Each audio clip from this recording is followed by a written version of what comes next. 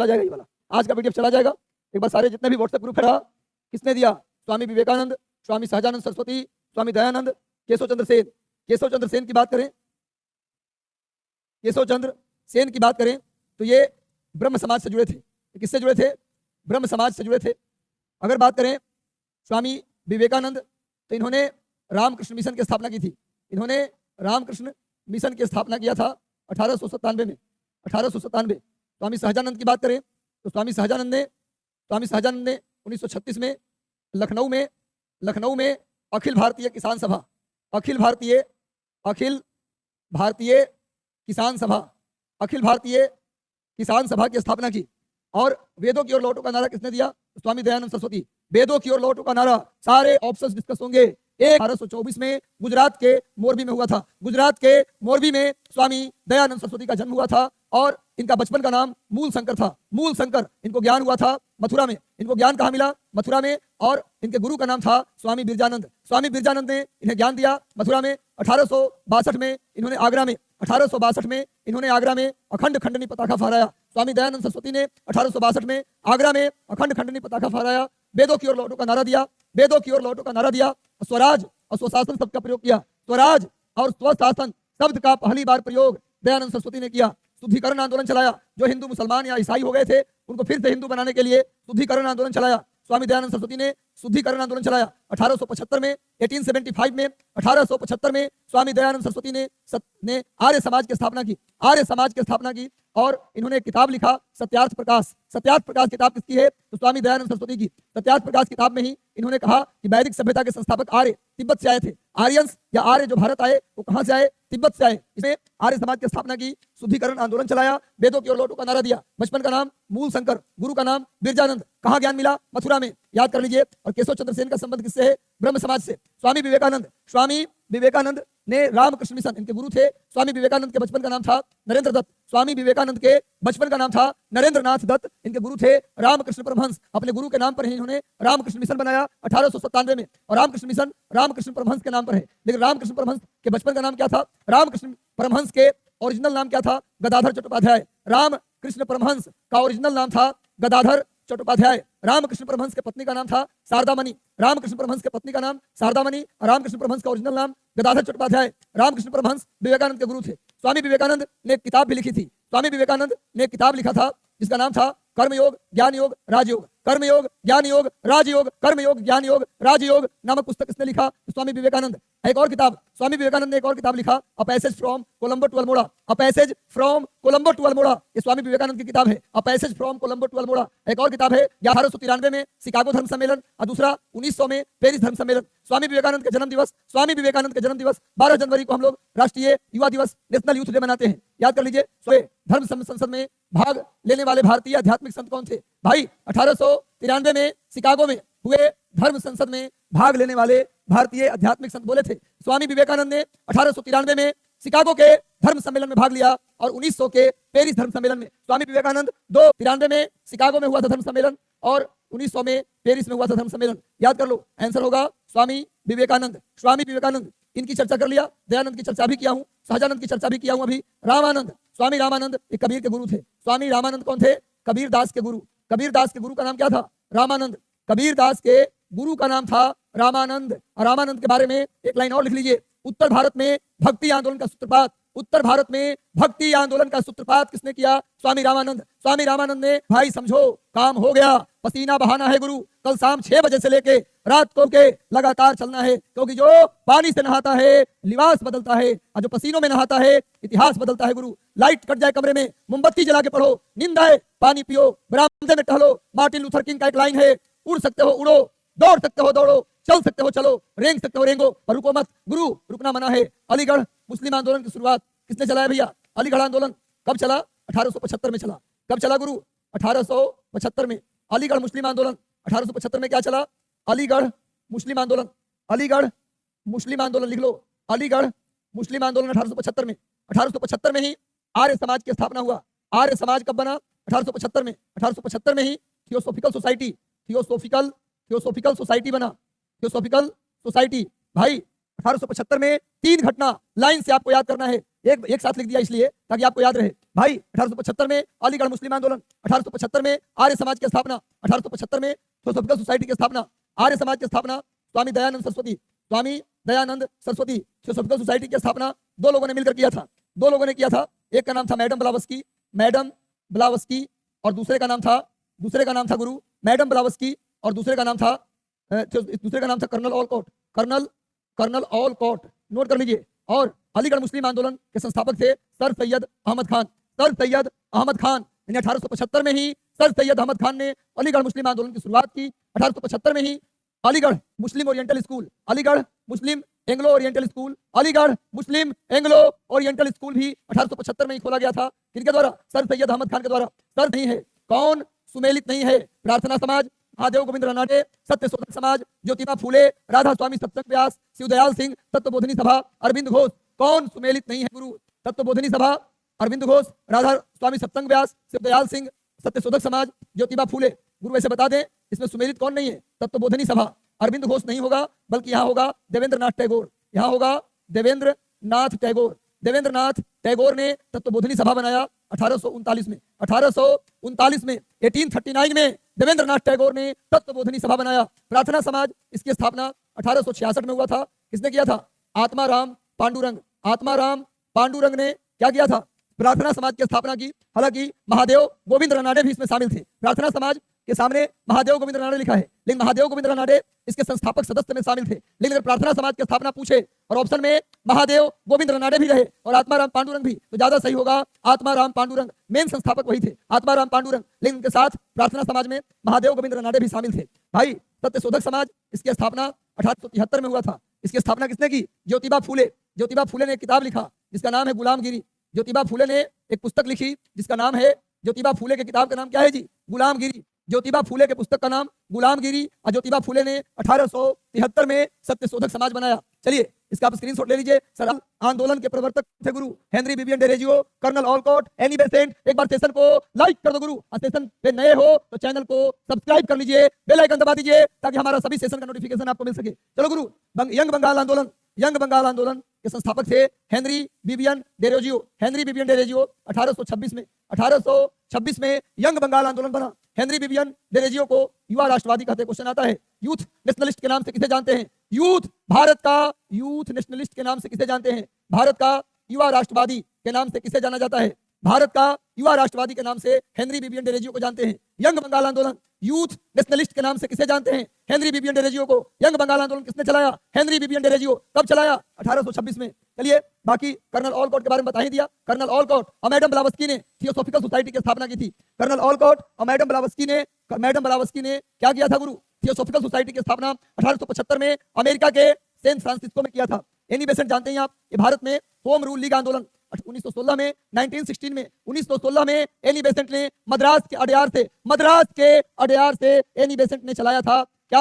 Home rule league आंदोलन। और ये कांग्रेस की पहली महिला अध्यक्ष थी। एनी बेसेंट कांग्रेस की पहली महिला अध्यक्ष थी और ये आयरलैंड की रहने वाली थी। राजा राम मोहन रॉय के बारे में खूब चर्चा किया हूं। राजा राम मोहन रॉय का जन्म 1772 में कलकत्ता के राधानगर में हुआ था। राजा राम मोहन रॉय का जन्म 1772 में कलकत्ता के राधानगर में हुआ था। उसके बाद बता दूं आपको, इन्हें राजा की उपाधि किसने दी थी? इन्हें राजा की उपाधि दिया था अकबर द्वितीय ने इन्हें राजा की उपाधि दी थी। और सुन लीजिए, राजा राम मोहन रॉय ने 1815 में इन्होंने आत्मीय सभा बनाया। 1815 में आत्मीय सभा, 1817 में हिंदू कॉलेज की स्थापना की और 1825 में इन्होंने वेदांत कॉलेज बनाया। 1828 में इन्होंने ब्रह्म समाज बनाया और 1829 में इनके ही प्रयास से सती प्रथा का अंत हुआ। भाई 1815 में आत्मीय सभा राजा राम मोहन रॉय, 1817 में हिंदू कॉलेज राजा राम मोहन रॉय, 1825 में वेदांत कॉलेज राजा राम मोहन रॉय, 1828 में ब्रह्म समाज राजा राम मोहन रॉय और राजा राम मोहन रॉय के प्रयास से 1829 में सती प्रथा का अंत किया गया। और ये एकेश्वरवादी थे। ये कैसे थे भैया? एकेश्वरवाद, बहुदेववादी नहीं। जो एक भगवान को मानता है, सबका मालिक एक है, उसे कहते हैं एकेश्वरवाद। ये एकेश्वरवादी थे। चलिए भारत में कहां स्थापित किया गया? भाई मैंने कहा कि थियोसॉफिकल सोसाइटी कब गठित हुआ, बताया हूं अभी, 1875 में। थियोसॉफिकल सोसाइटी कब बना? 1875 में। एक बार सेशन को लाइक कर दो गुरु और सारे व्हाट्सएप ग्रुप, टेलीग्राम, फेसबुक, हर जगह सेशन को शेयर कर दीजिए। एक बार सभी जगह सेशन को शेयर कर दो गुरु। 1875 में मैडम ब्लावस्की और कर्नल ऑलकॉट इन दोनों ने मिलकर क्या किया? थियोसॉफिकल सोसाइटी बनाया और खुला 1882 में। किसने खुला? Annie Besant. एनी बेसेंट ने खोला। एनी बेसेंट लिख लो। भारत में थियोसॉफिकल सोसाइटी का ब्रांच कहाँ खुला?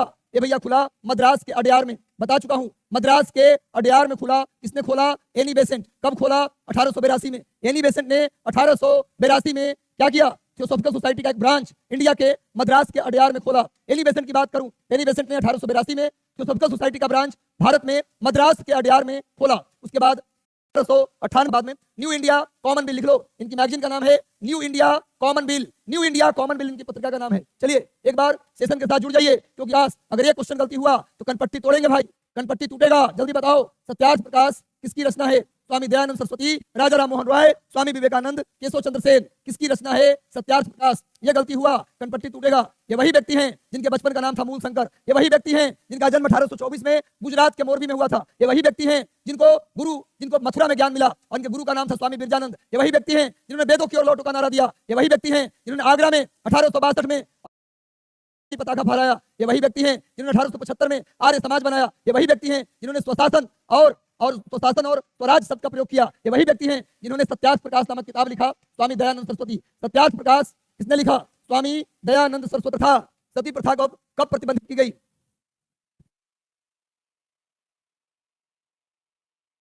चलो गुरु जल्दी फटाफट एरन अभिलेख लिख लो। मध्य प्रदेश के एरन अभिलेख जो किसका था? गुप्त वंश के राजा भानुगुप्त का था। कब का था भैया? 510 एडी। लिख लो भाई, 510 ईस्वी के एरन अभिलेख से। 510 भारत में। उससे पहले भारत में सती का कोई प्रमाण नहीं मिलता। भारत में सती का पहला प्रमाण एरन अभिलेख से मिलता है गुरु। और ये सती प्रथा का अंत हुआ फाइनली 1829 में। 1829 में धारा 17 के अनुसार 1829 में धारा 17 के अनुसार सती प्रथा का अंत किया गया।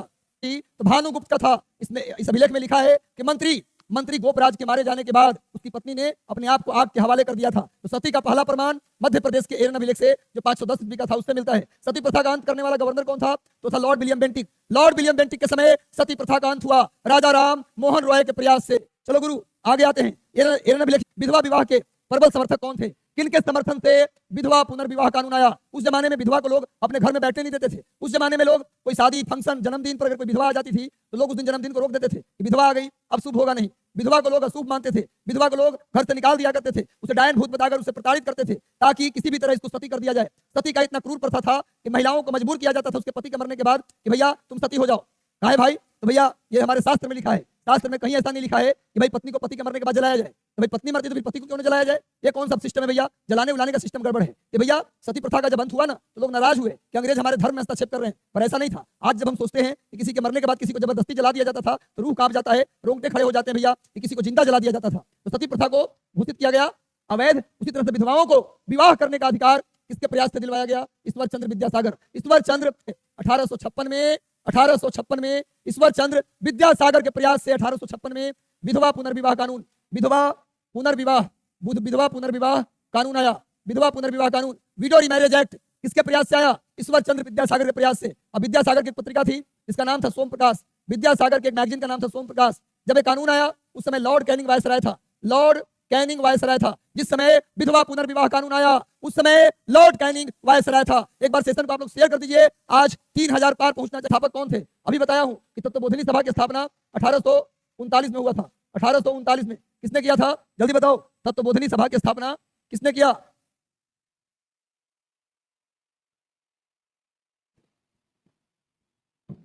तत्वबोधिनी सभा जल्दी बताओ गुरु। स्थापना हुआ देवेंद्रनाथ टैगोर। एक बात याद रखिए, खुद को क्लास लिया था ना। टीचर भर्ती कांग्रेस की स्थापना, आसान क्वेश्चन, कांग्रेस की स्थापना कब हुआ? 28 दिसंबर 1885 को। 28 दिसंबर 1885 को भारतीय राष्ट्रीय कांग्रेस की स्थापना हुआ। भारतीय राष्ट्रीय कांग्रेस में कांग्रेस शब्द कहां से आया? अमेरिका से आया। भारतीय राष्ट्रीय कांग्रेस में कांग्रेस शब्द अमेरिका से लिया गया। भारतीय राष्ट्रीय कांग्रेस ये नाम किसने दिया? ये नाम दादा भाई नौरोजी।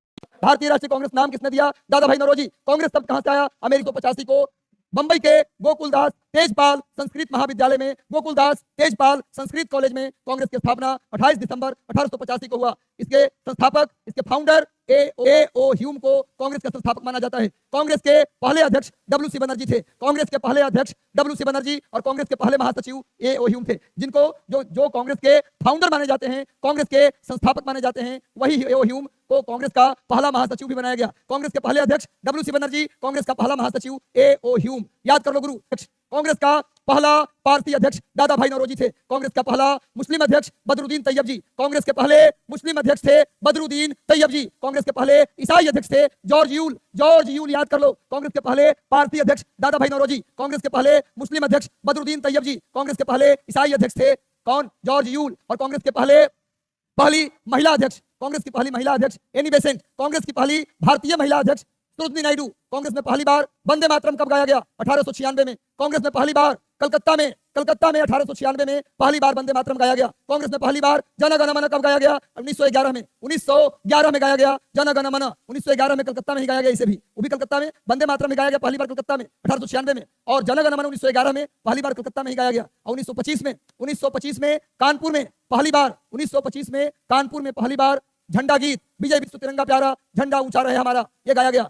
झंडा गीत किसने लिखा था? श्यामलाल गुप्त पार्षद। झंडा गीत की रचना किसने की? श्यामलाल गुप्त पार्षद। पहली बार झंडा गीत कांग्रेस में कब गाया गया? कहां गाया गया? कानपुर में 1925 में। और जन गण मन की रचना किसने की? रविन्द्रनाथ टैगोर। पहली बार जन गण मन कहां गाया गया? 1911 में कलकत्ता में। और वंदे मातरम के रचयिता हैं बंकिम चंद्र चटर्जी। बंकिम चंद्र चटर्जी वंदे मातरम ये आनंद मठ उपन्यास से लिया गया। पहली बार 1896 में कलकत्ता में वंदे मातरम गाया गया। पहली बार कांग्रेस में 1926 के गुवाहाटी अधिवेशन में 1926 के गुवाहाटी अधिवेशन में पहली बार कांग्रेसियों के लिए खादी पहनना अनिवार्य कर दिया गया। कांग्रेसियों के लिए खादी पहनना अनिवार्य कब किया गया? 1926 के गुवाहाटी अधिवेशन में। पहली बार कांग्रेस में स्वराज शब्द का प्रयोग कब किया गया? पहली बार कांग्रेस में स्वराज शब्द का प्रयोग कलकत्ता में 1906 में कलकत्ता में। और पहली बार पूर्ण स्वराज शब्द का प्रयोग 1929 में लाहौर में। पहली बार पूर्ण स्वराज 1929 लाहौर में। और पहली बार कांग्रेस में तिरंगा फहराया गया 1929 में लाहौर में। इस सारी घटनाक्रम याद कर लो। कांग्रेस के सबसे ज्यादा बार अध्यक्ष कौन बने? तो जवाहरलाल नेहरू और दादा भाई नौरोजी 3 बार। दादा भाई नौरोजी जवाहरलाल नेहरू दोनों 3 बार कांग्रेस के अध्यक्ष रहे। लेकिन सबसे ज्यादा समय तक कांग्रेस अध्यक्ष कौन रहे? तब आंसर होगा मौलाना अबुल कलाम आजाद। मौलाना अबुल कलाम आजाद सबसे कम उम्र के कांग्रेस अध्यक्ष पूछे तब भी आंसर होगा मौलाना अबुल कलाम आजाद। और भारत जब आजाद हुआ तब कांग्रेस के अध्यक्ष कौन थे? जेबी कृपलानी। अब इस जितना देर मैंने कांग्रेस के लिए बोला, कांग्रेस के लिए इतना देर मैंने बोला, आप क्या कीजिएगा? वीडियो को रोक के 3 बार 4 बार सुन लीजिएगा। जीवन भर कांग्रेस से सवाल आएगा तो यही से आएगा गुरु। चलो आगे आ जाओ। भारतीय राष्ट्रीय कांग्रेस के प्रथम संस्थापक कौन थे? प्रथम क्या संस्थापक पूछ रहा है भाई, बताओ। भारतीय राष्ट्रीय कांग्रेस के संस्थापक कौन थे? जल्दी बताओ। क्या? हाँ बिल्कुल बिल्कुल। इसको मैं कंटेंट आपको दे दिया। इसको बार बार अगर कान में लगा के ईयरफोन स्पीड को थोड़ा कम करके ज्यादा करके सुनेंगे तो नो डाउट सब याद हो जाएगा। क्यों जी? हो जाएगा ना। चलिए। पर एओ ह्यूम ये कहाँ के थे? स्कॉटलैंड। कैसा लग रहा है सेशन? कैसा लग रहा है सेशन गुरु? एक बार स्क्रीनशॉट लेते चलिएगा। लाइक कर दो गुरु। इसमें कौन हो? मैं क्वेश्चन भले ही छोटा ले रहा हूँ, आपको लग रहा है छोटा सा क्वेश्चन है, लेकिन उसके बारे में डिटेल डिस्कशन कर रहा हूँ कि कहीं से पूछेगा बीपीएससी गुरु, यहीं से पूछेगा। चलो आगे आ जाओ। नेक्स्ट आ जाओ गुरु। आगे कांग्रेस के प्रथम अधिवेशन के अध्यक्ष की, कांग्रेस के पहले अधिवेशन यानी पूछ रहा है कांग्रेस के पहले अध्यक्ष। टाइम नहीं देंगे। डब्ल्यूसी बनर्जी के बारे में एक ऐसी बात बता रहा हूं जो कोई नहीं कभी नहीं बताएगा। डब्ल्यूसी बनर्जी पहले भारतीय थे जिन्होंने ब्रिटिश संसद के लिए चुनाव लड़ा था। ब्रिटेन के संसद का चुनाव लड़ने वाले पहले भारतीय थे डब्ल्यूसी बनर्जी, पर हार गए थे। ब्रिटेन के संसद के चुनाव लड़ने वाले पहले भारतीय डब्ल्यूसी बनर्जी थे, पर चुनाव हार गए थे। लेकिन पूछा जाए ब्रिटेन के संसद का चुनाव जीतने वाले पहले भारतीय कौन थे? तो दादा भाई नौरोजी। ब्रिटेन के संसद का चुनाव जीतने वाले पहले भारतीय दादा भाई नौरोजी। पर पूछा जाए ब्रिटिश संसद का चुनाव लड़ने वाले पहले भारतीय तो डब्ल्यूसी बनर्जी। एक बात और, संविधान किसने तैयार किया था? लिख लो। कांग्रेस का संविधान सुरेंद्रनाथ बनर्जी ने तैयार किया था। कांग्रेस का संविधान सुरेंद्रनाथ बनर्जी ने तैयार किया। लिख लो। कांग्रेस का संविधान सुरेंद्रनाथ बनर्जी ने तैयार किया। और सुन लो, कांग्रेस का पहला आधिकारिक इतिहास, कांग्रेस का पहला आधिकारिक इतिहास किसने लिखा? तो आंसर होगा पट्टाभी सीतारमैया। ऐसे करेंगे हम, डिटेल कांग्रेस को खत्म करते चलेंगे। चलिए बार सेशन को लाइक कर दो गुरु। पहली महिला अध्यक्ष। अच्छा पता है आपको, आजादी से पहले कांग्रेस के 3 महिलाओं ने अध्यक्षता की। भाई एकदम बढ़िया ट्रिक बता रहा हूँ, बहुत शानदार ट्रिक। 1917, 1925 और 1933। भाई सब में जोड़ दो 8 साल प्लस 8 देख लो। 17 में 8 जोड़ो 25 कांग्रेस की अध्यक्षता की। कांग्रेस के आजादी से पहले कांग्रेस के 3 महिला अध्यक्ष। 1917 में एनी बेसेंट और 1925 में सरोजिनी नायडू और 1933 में नलिनी सेन गुप्ता। लिख लो भैया, कैसे याद रहेगा? आजादी से पहले 3 महिला याद करने का सबसे बेस्ट तरीका एनी सरोजिनी नलिनी। कब तो 1917, 8 जोड़ देंगे तो 25 और 8 जोड़ देंगे तो 33। याद करने का कितना बढ़िया तरीका। 17 अगर याद है एनी बेसेंट, एनी के बाद सरोजिनी, 8 साल जोड़ देंगे 1925 में सरोजिनी, फिर 8 साल जोड़ देंगे 1933 में नलिनी। और इसका एक और कहां पर हुआ स्टेशन ये भी याद हो जाएगा, के ट्रिपल के, कलकत्ता कानपुर कलकत्ता। भाई याद कर लो, के से कलकत्ता, बीच वाला कैसे कानपुर, और सबसे अंतिम वाला कैसे कलकत्ता। कलकत्ता कानपुर कलकत्ता, ऐसे याद कर लो, कलकत्ता कानपुर कलकत्ता, एनी सरोजनी नलनी। अब 1917 याद रखो, 68 साल जोड़ दो, कभी भूलोगे। आजादी से पहले 3 महिलाओं ने कांग्रेस की अध्यक्षता की, एनी सरोजनी नलनी सेनगुप्ता। भैया एनी बेसेंट 1917 में कलकत्ता में, और फिर 1925 में सरोजनी नायडू कानपुर में, और फिर वो कहा नलिनी सेनगुप्ता, फिर कलकत्ता में, कलकत्ता कानपुर कलकत्ता। चलिए इसका स्क्रीनशॉट ले लो, कर दो गुरु। चलो गुरु आगे आते हैं, और हिट होने वाला है 7 बजे से। हर दिन तो लाल बाल पाल के नाम से किसे जाना जाता था? लाल बाल पाल। भाई लाल बाल पाल ये गरम दल के मुख्य नेता थे। लाल से लाला लाजपत राय, लाल से लाला लाजपत राय, और पाल से बिपिन चंद्र पाल, और बाल से बाल गंगाधर तिलक। याद कर लो, तीनों थे उपयुक्त सभी। लाल बाल पाल में लाला लाजपत राय, बिपिन चंद्र पाल और बाल गंगाधर तिलक थे। और सुन लो मेरी बात कि क्वेश्चन आता है कि लाल बाल पाल में से एकमात्र व्यक्ति कौन है जो कांग्रेस के अध्यक्ष बनने में सफलता पाई? लाल बाल पाल में से एक आदमी का नाम बताइए, मात्र एक आदमी जिन्होंने कांग्रेस की अध्यक्षता की। आंसर होगा लाला लाजपत राय। 1920 में कलकत्ता में, लिख लो भैया, 1920 में कलकत्ता। भाई क्वेश्चन आता है कि लाल बाल पाल में से कांग्रेस की अध्यक्षता करने वाले एकमात्र व्यक्ति कौन थे? तो लाला लाजपत राय। चलिए आगे आ जाओ। नेक्स्ट, पति उत्सव और शिवाजी उत्सव। गणपति उत्सव की शुरुआत और शिवाजी उत्सव की शुरुआत। भाई लिखो, गणपति उत्सव और शिवाजी उत्सव की शुरुआत किया गया कब, किसने किया? गणपति उत्सव की शुरुआत लिख लो भाई 1893 में। 93 में किसने किया? बाल गंगाधर तिलक। बाल गंगाधर तिलक ने किया, बाल गंगाधर तिलक ने किया। तिलक की बात करने जरा गुरु, तिलक की बात करें तो लिख लो, बाल गंगाधर तिलक को ने कहा जाता था, बाल गंगाधर तिलक को लोक मान्य कहा जाता था। बाल गंगाधर तिलक ने डेक्कन एजुकेशन सोसाइटी बनाया था। बाल गंगाधर तिलक ने डेक्कन एजुकेशन सोसाइटी बनाया था। बाल गंगाधर तिलक को लोकमान्य कहा जाता है। बाल गंगाधर तिलक ने 1893 में गणपति उत्सव की शुरुआत की, 1895 में शिवाजी उत्सव की शुरुआत की। बाल गंगाधर तिलक की बात करें, इनकी 2 मैगजीन थी, 2 पत्रिका थी। एक का नाम था मराठा, दूसरे का नाम था केसरी। मराठा की भाषा अंग्रेजी और केसरी की भाषा मराठी। इनकी 2 पत्रिका। पत्रकार के रूप में जेल जाने वाले पहले भारतीय थे तिलक। क्वेश्चन आ जाए, पत्रकार के रूप में जेल जाने वाले पहले भारतीय कौन थे? तो बाल गंगाधर तिलक। और तिलक ने 1916 में होम रूल लीग आंदोलन की शुरुआत की।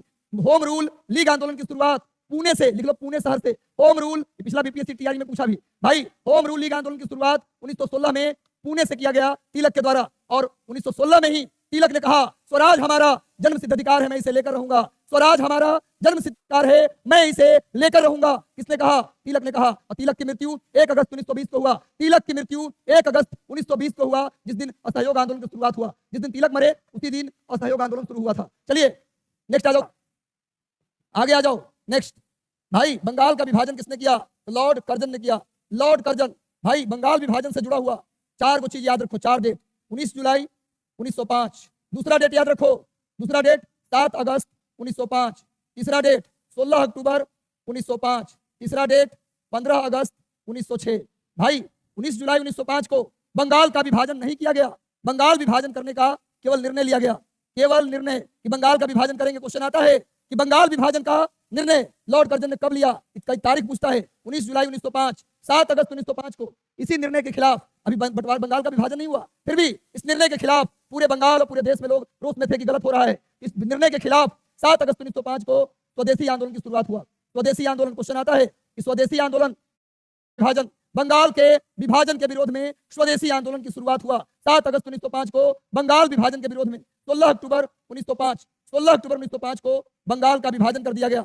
बंगाल का विभाजन कर दिया गया 16 अक्टूबर 1905 को बंगाल का विभाजन कर दिया गया। क्वेश्चन आ जाता है, पूरे बंगाल में शोक दिवस मनाया गया। बंगाल विभाजन के खिलाफ पूरे बंगाल में शोक दिवस कब मनाया गया? 16 अक्टूबर 1905। और 15 अगस्त 1906 को भारतीयों को शिक्षित करने के लिए राष्ट्रीय शिक्षा परिषद बना। राष्ट्रीय शिक्षा परिषद बना। याद कर लो गुरु भाई, 16 अक्टूबर और बहिष्कार का संबंध किस आंदोलन से है? स्वदेशी और बहिष्कार। अगर पूछा जाए कि स्वदेशी और बहिष्कार शब्द किसने दिया था, तब लिखिए कृष्ण कुमार मित्र। स्वदेशी और बहिष्कार शब्द सबसे पहले किसने दिया? कृष्ण कुमार मित्र। लिख लो भैया, स्वदेशी और बहिष्कार शब्द का प्रयोग पहली बार किसने किया? कृष्ण कुमार मित्र ने किया। और स्वदेशी और बहिष्कार का प्रयोग किसने किया गया? बंगाल विभाजन के खिलाफ जो आंदोलन हुआ था, स्वदेशी आंदोलन। बंगाल विभाजन के खिलाफ जो स्वदेशी आंदोलन हुआ था, उसी में पहली बार स्वदेशी और बहिष्कार शब्द का प्रयोग किया गया। सेशन अच्छा लग रहा है गुरु, तो सेशन को लाइक कर दो, क्योंकि होने वाली है क्रांति। अक्टूबर के 1 या 2 वीक को लाइक दो। अभिनव भारत के संस्थापक का नाम क्या है? अभिनव भारत महाराष्ट्र का पहला क्रांतिकारी संगठन अभिनव भारत, जिसकी स्थापना 1904 में हुआ।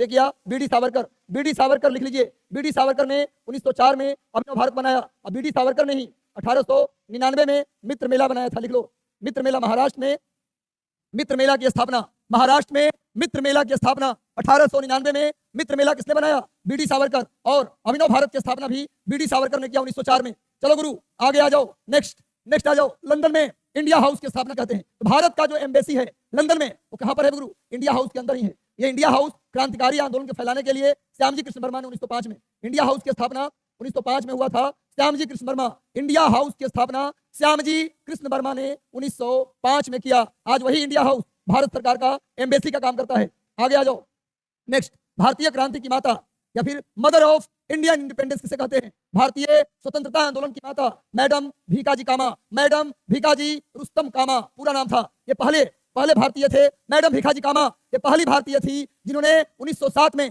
विदेशी धरती पर भारत का झंडा फहराया। विदेशी धरती पर भारत का झंडा पहली बार किसने फहराया? मैडम भीकाजी रुस्तम कामा। मैडम भीकाजी रुस्तम कामा ने 1907 में जर्मनी के स्टुटगार्ट में, लिख लो, जर्मनी के स्टुटगार्ट में पहली बार विदेशी धरती पर झंडा फहराया गया 1907 में मैडम कामा के द्वारा। ये वही मैडम कामा है जो कभी दादा भाई नौरोजी की पर्सनल असिस्टेंट थी। दादा भाई नौरोजी की पर्सनल असिस्टेंट यानी पीए के रूप में काम कर चुकी हैं। ये भी नोट कर लीजिएगा। आगे आओ, नेक्स्ट आओ। इसे विदेश में सर्वप्रथम भारत, वही क्वेश्चन आ गया। विदेश का मतलब कहां? जर्मनी के स्टुटगार्ट, भी लिख लो। पहली बार विदेशी धरती पर जर्मनी के स्टुटगार्ट में 1907 में विदेशी धरती पर भारत का झंडा फहराने का श्रेय किसको जाता है? पहली बार मैडम भीकाजी कामा। मैडम भीकाजी कामा याद कर लो। और ये दादा भाई नौरोजी की निजी सचिव रह चुकी हैं। मुस्लिम लीग की स्थापना कब की गई और कहां की गई और कौन किया? मुस्लिम लीग की स्थापना ढाका में की गई। ढाका में किसने किया? तो नवाब सलीमुल्लाह खां। नवाब सलीमुल्लाह खां, लिख लो भाई। मुस्लिम लीग की स्थापना नवाब सलीमुल्लाह खां ने किया 1906, 31 दिसंबर 1906 को। 31 दिसंबर 1906 को ढाका में नवाब सलीमुल्लाह खां के द्वारा किया गया स्थापना मुस्लिम लीग का। और पहली बार हिंदू और मुस्लिम में फूट पड़ा। कांग्रेस पार्टी से अलग हटके धर्म के नाम पर एक संगठन बना मुस्लिम लीग। पहली बार हिंदू मुसलमानों में फूट पड़ा। कहीं ना कहीं उस समय अंग्रेज सफल हो गए। विदेशी लोग, हमारे विदेशी दुश्मन सफल हो गए हिंदू और मुसलमान भाइयों को आपस में लड़ाने में। और उसी का नतीजा हुआ कि पाकिस्तान बना। आगे आ जाओ गुरु। 11 में आयोजित दिल्ली दरबार के समय भारत के वायसराय कौन थे? दिल्ली दरबार 1911 में हुआ। उस समय भारत के वायसराय लॉर्ड हार्डिंग द्वितीय, लिख लीजिए भैया। लॉर्ड हार्डिंग द्वितीय थे। इनका कार्यकाल है 1910 से लेके 1916। भाई दिल्ली में दिल्ली दरबार 1911 में हुआ। भारत कौन आए? जॉर्ज पंचम भारत आए। दिल्ली दरबार हुआ और जॉर्ज पंचम भारत आए। और गुरु याद रखो, इसमें 3 निर्णय हुआ। इस दिल्ली दरबार में 3 निर्णय हुआ। क्वेश्चन आता है 1911 के दिल्ली दरबार में कौन आया? जॉर्ज पंचम आए। उस समय वायसराय कौन था? लॉर्ड हार्डिंग द्वितीय। और दिल्ली दरबार जो 1911 का जो दिल्ली दरबार था उसमें 3 निर्णय हुआ। पहला निर्णय बिहार को बंगाल से अलग किया गया। बिहार को अलग राज्य बनाया गया। बिहार को बंगाल से अलग करके अलग राज्य बनाया गया। दूसरा निर्णय राजधानी को कलकत्ता से दिल्ली लाया गया। और तीसरा निर्णय किया गया, फर्स्ट हो गया, सेकंड, तीसरा निर्णय बंगाल विभाजन क्या कर दिया गया? रद्द, यानी बंगाल को फिर से मिला दिया गया। 3 निर्णय हुआ दिल्ली दरबार 1911 में। 3 निर्णय हुआ। पहला निर्णय बिहार को बंगाल से अलग करके नया राज्य बनाया गया। 1911 के दिल्ली दरबार में बिहार को बंगाल से अलग किया गया। 22 मार्च 1912 को बिहार बना। 22 मार्च 1912 को बिहार बना। इसीलिए 22 मार्च को हम बिहार दिवस मनाते हैं। दूसरा, उसी दरबार में राजधानी को कलकत्ता से दिल्ली लाया गया और बंगाल विभाजन को रद्द किया गया। वायसराय कौन थे? लॉर्ड हार्डिंग द्वितीय। इसके लिए लो सेशन को एक बार। अच्छा लग रहा है सेशन? पूरी एनर्जी में रहिए। जिस दिन आप पूरी रात पढ़ते हैं मन में एक सैटिस्फैक्शन होता है। रात दिन पढ़ो। चलो गुरु के संबंध में कौन सा कथन सत्य है? इनमें बंगाल विभाजन को रद्द कर दिया गया। कौन सा कथन सत्य है? बिल्कुल रद्द किया गया। बंगाल से अलग करके बिहार को नया राज्य बनाया गया। राजधानी को दिल्ली लाया गया। सब सही है गुरु, सब सत्य है। चलो सर, करंट अफेयर का जो बुखली में प्रवेश करते समय वायसराय लॉर्ड हार्डिंग पर बम किसने फेंका? नया जब राजधानी दिल्ली बना तो बेचारा हाथी पे चढ़ के घूम रहा था, तो किसने बम फेंक दिया? किसने बम फेंका? लॉर्ड हार्डिंग पर बम रास बिहारी बोस, सचिंद्र सान्याल और कई क्रांतिकारियों ने मिलकर फेंका। सचिंद्र सान्याल, कई क्रांतिकारी, मुस्लिम महिला बुर्का पहन के लोग गए थे, अब बम फेंक दिए। चांदनी चौक घूम रहा था बेचारा लॉर्ड हार्डिंग। नया नया राजधानी बना, हाथी से जा रहा था तो हाथी पे चढ़ा था इसलिए घायल हुआ। घोड़ा उड़ा पड़ता तो मरिया जाता। चलो गुरु, सचिंद्र सान्याल, रास बिहारी बोस ने मिलकर लॉर्ड हार्डिंग पर बम फेंका। आगे आ जाओ, नेक्स्ट आ जाओ गुरु। क्या कमेंट लंबा कमेंट कर रहे हैं? गद्दार पार्टी की स्थापना किसके द्वारा की गई? वैसे तो गद्दार पार्टी की स्थापना 1913 में, लिख लो। गद्दार पार्टी की स्थापना 1913 में अमेरिका के सैन फ्रांसिस्को में किया गया था सोहन सिंह भाखना के द्वारा। सोहन सिंह भाखना, लिख लो नाम। सोहन सिंह भाखना के द्वारा 1913 में सैन फ्रांसिस्को में गद्दार पार्टी की स्थापना की गई थी, लेकिन ऑप्शन में चूंकि नहीं है सोहन सिंह भाखना, तो उनके मुख्य सहयोगी थे लाला हरदयाल। लाला हरदयाल गद्दार पार्टी की स्थापना, वैसे अगर सोहन सिंह भाखना ऑप्शन में होता तो आंसर होता सोहन सिंह भाखना, लेकिन लाला हरदयाल उनके सहयोगी थे। अगर ऑप्शन में सोहन सिंह भाखना न रहे तब लाला हरदयाल लगा सकते हैं। गद्दार पार्टी की स्थापना 1913 में अमेरिका के यूएसए के सैन फ्रांसिस्को में किया गया था। सैन फ्रांसिस्को को, जो सैन फ्रांसिस्को शहर है, इसे सिटी ऑफ गोल्डन गेट भी कहते हैं। प्रशांत महासागर के तट पे है और ये प्रशांत महासागर के किनारे है ये शहर, city of golden gate. Question आता है किस शहर को city of golden gate Francisco, तो सैन फ्रांसिस्को में गद्दार पार्टी की स्थापना हुआ। लाला हरदयाल सोहन सिंह भाखना ने किया 1913 में। सैन फ्रांसिस्को अमेरिका में प्रशांत महासागर के तट पर स्थित है। चलिए आगे आ जाओ गुरु। नेक्स्ट आ जाओ। हर दिन शाम 7 है, ऊपर में लिखा हुआ। किस वायसराय के समय भारतीय राष्ट्रीय कांग्रेस की स्थापना हुआ? भाई जिस समय भारतीय राष्ट्रीय कांग्रेस की स्थापना हुआ उस समय वायसराय था डफरीन। कैसे याद रहेगा? वायसराय था डफरीन। आगे आइए। गांधी जी किसे अपना राजनीतिक गुरु मानते थे? गांधी जी के राजनीतिक गुरु कौन थे? गांधी जी के राजनैतिक गुरु कौन थे? चलो भाई, गोपाल कृष्ण गोखले। और पूछा जाए आपसे कि गोखले के राजनीतिक गुरु कौन थे? गोखले के राजनीतिक गुरु कौन थे? अगर ये सवाल पूछे तो आंसर क्या होगा गुरु? गोखले के राजनीतिक गुरु थे एमजी रानाडे। और गांधी जी के राजनीतिक गुरु गोपाल कृष्ण गोखले और गोखले के राजनीतिक गुरु एमजी रानाडे। और याद रखो सुभाष चंद्र बोस के राजनीतिक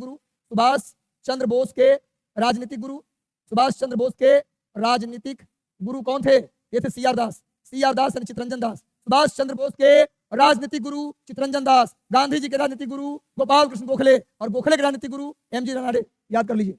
चलिए आगे आ जाते हैं। जन्म सिद्ध अधिकार है, मैं इसे लेकर रहूंगा। Swaraj is our birthright, I will take it. किसने कहा था? बाल गंगाधर तिलक। कब कहा था? 1916 में, मैं बता चुका हूं। चलिए इसका स्क्रीनशॉट ले लीजिए। और एक सवाल है कांग्रेस के, चलिए बताइएगा। इस सवाल का उत्तर भी देते जाइए और एक बार बोल दीजिए कि आज का सेशन 1866। जी सर, ऐसा ही सेशन हर रोज होना चाहिए। दीजिए कैसा लगा आज का सेशन के साथ। और हो सके लोग लिंक कॉपी करके गुरुजी के सेशन हर ग्रुप में शेयर करके जाइए। और कल